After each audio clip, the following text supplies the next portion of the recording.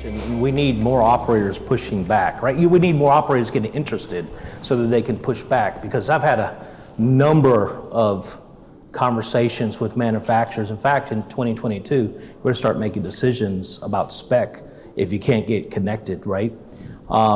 Because we've taken a different approach. We have a third-party software that, we have in probably 3,000 restaurants. We have connected kitchens, right?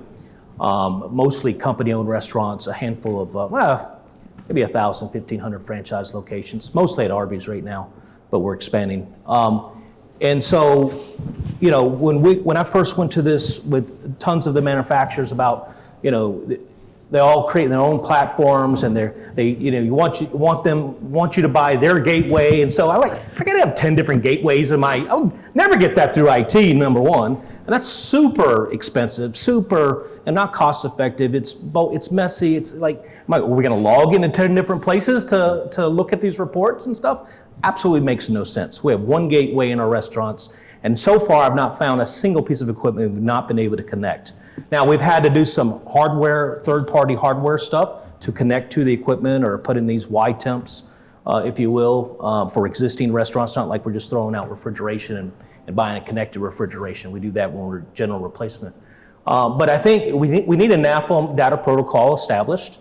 If you think about it today, and this is what I say to the manufacturers, could you imagine if everybody's Bluetooth, had a different protocol, and you had to buy, you could only use Bose would only work with Bose stuff, and Apple would only work with Apple stuff, and your TVs and or Wi-Fi boxes and things of that nature were not on one protocol, so that all your computers and your phones and your TVs could connect, and you had to have 10 different boxes in your house.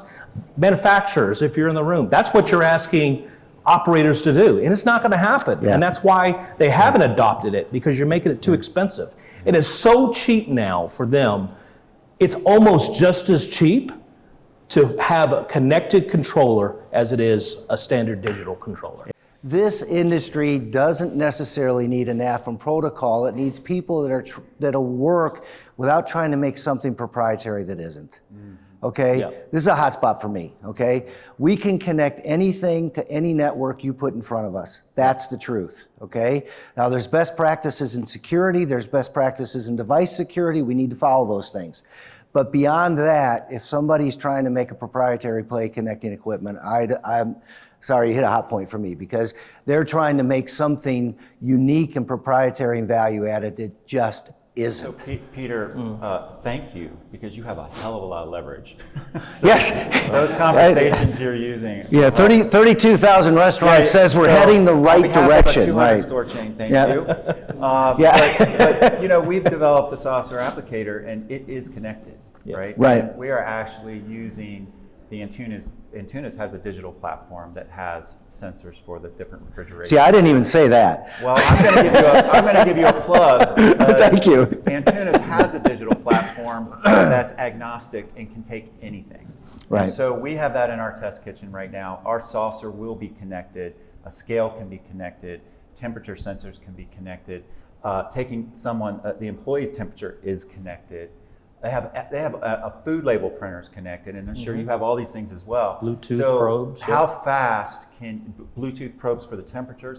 How fast can we find the right platform that's affordable, where we can get this stuff in as soon as possible? Because it's a non-negotiable. Every piece of equipment should be connected. Why not? Just kind of last but not least, one of the experiences we've had here as well, looking at this whole area, is that we've had projects where the customers' IT departments were very focused on their customer-facing challenges. So we're talking about kiosk ordering, mobile apps, geofencing, and when we take them and say, let's connect this piece of equipment in the kitchen, that IT department says, we'll see you in 2026.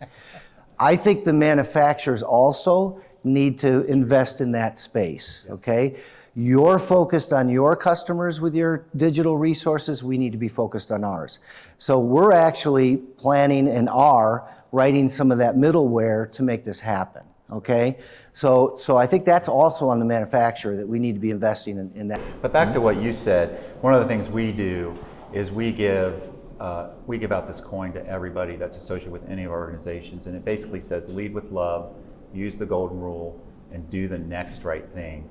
And so we're really focused on these values, awesome. which I know a lot of organizations are Yeah, focused that's on. great. But as we automate and things become done for us, this becomes even more important. And Well said. we had a question about what's the restaurant look like in 10 years? Well, what are we as people going to look like in 10 years? I think that's the more important question, is what how are we going to lift up the right values to make sure that in 10 years we're not all, killing each other. That's here. a good And- call out. So- That's- I think that's great. We believe that the more we raise the tide, all ships rise. Okay, so we're good with that, and the more people that are talking about this subject, the better we're all going to be. So we'd love to have further conversations with any of you.